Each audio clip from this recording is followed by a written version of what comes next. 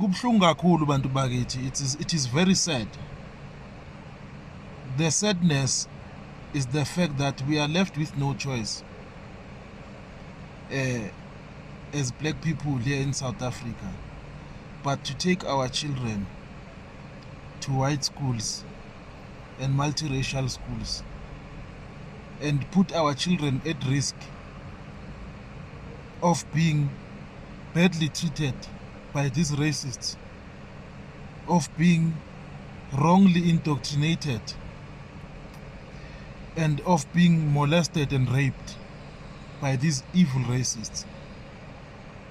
We live in a country where we as black people have no will,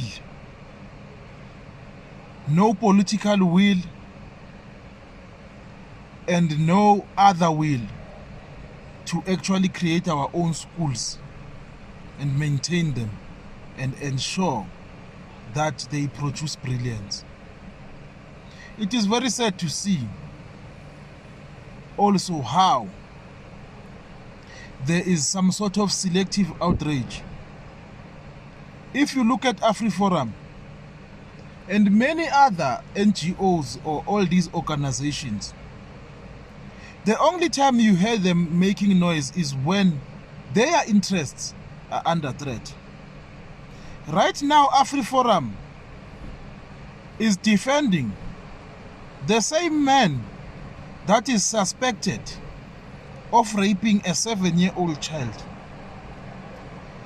They are now defending the same man who is acting reluctant when it comes to actually dealing with the case of the young girl uCwecwe who was raped.